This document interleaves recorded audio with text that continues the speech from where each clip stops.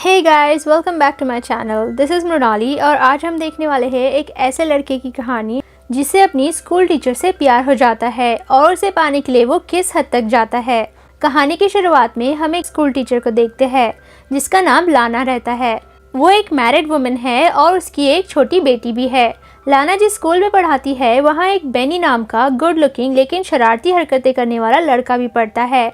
जब भी लाना क्लास में पढ़ाती है तब वो सिर्फ उसे ही देखता रहता है, एज इफ वो उससे प्यार करने लगा है। अब इसकी वजह से लाना भी उसकी तरफ अट्रैक्ट हो जाती है।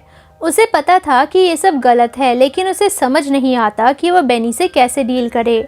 समटाइम्स बेनी लाना के इतने करीब आ जाता था कि लाना को खुद पर कंट्रोल कर पाना मुश्किल हो जाता था।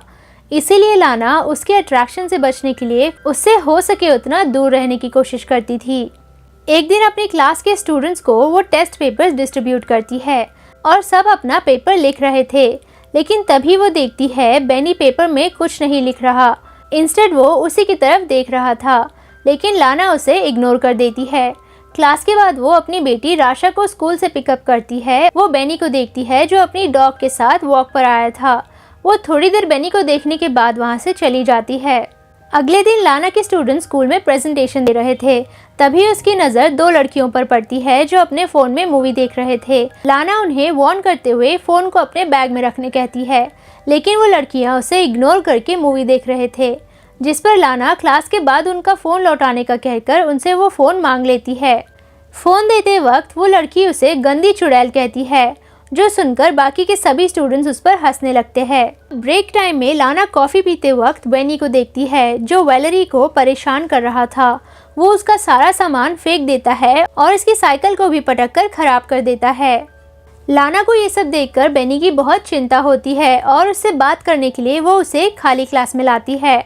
उसे बैठने का कहकर वो उससे उसका हालचाल पूछती है, जिसके बाद वो उसे स्कूल प्रीमाइसेस के बारे में पूछती है, लेकिन वो उसकी किसी भी बात का जवाब नहीं देता। इंस्टेड वो लाना से पूछता है कि तुम मुझसे क्या चाहती हो, जिसपे लाना उसे कहती है कि उसे बस उसकी फिक्र है और उसे वैलेरी के साथ ऐसा नहीं करना चाहिए था। उसे अपने क्लासमेट्स के साथ बदतमीजी नहीं करनी चाहिए और उसे समझाते हुए वो उसके घुटने पर हाथ रख देती है।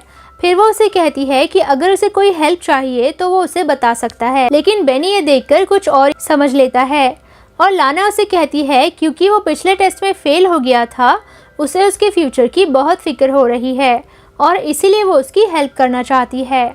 बट इन सब बातों का बेनी पर कोई असर नहीं होता और वो अभी वही कहता है कि यहाँ वहाँ की बातें करने की बजाय तुम मुझे सीधा बता दो कि तुम मुझसे क्या चाहती हो। जिसके बाद लाना मीटिंग का बहाना बनाकर वहाँ से चली जाती है।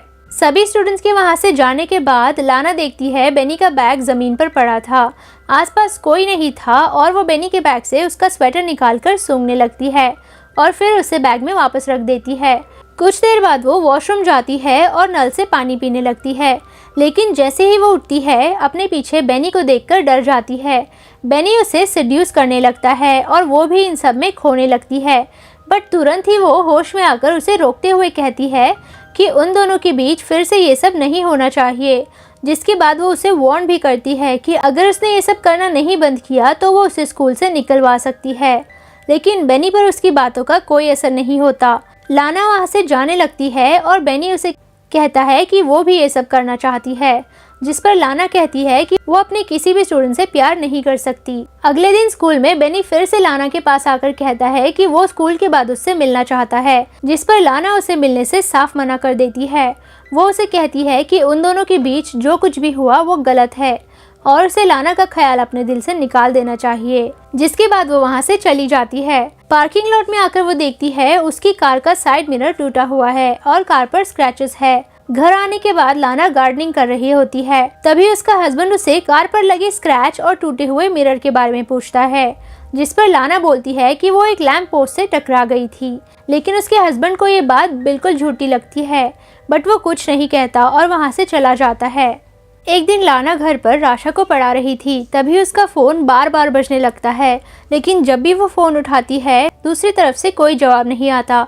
लाना स्कूल जाती है और बेनी को टाइम से पहले क्लास में देखकर डर जाती है, जिसके बाद वो तबीयत खराब होने का बहाना करके घर वापस आ जाती है और उसी रात डिनर बनाते वक्त वार्ड उसे उसके दिन के बारे में पूछता है।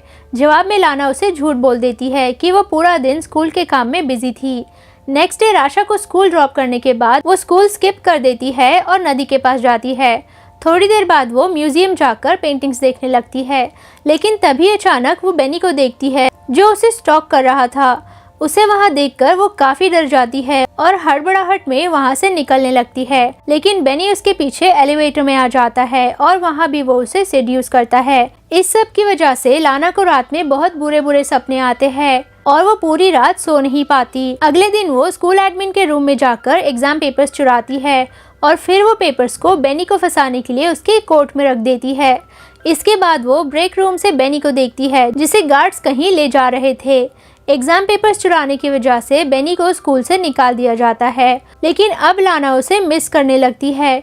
कुछ दिन बाद लाना राशा के साथ एक बुक स्टोर में जाती है जहां राशा एक टॉय लेने की जिद करने लगती है, बट लाना उसे मना कर देती है, जिस पर राशा गुस्सा हो जाती है। कुछ देर बाद वो देखती है राशा स्टोर में कहीं नहीं है।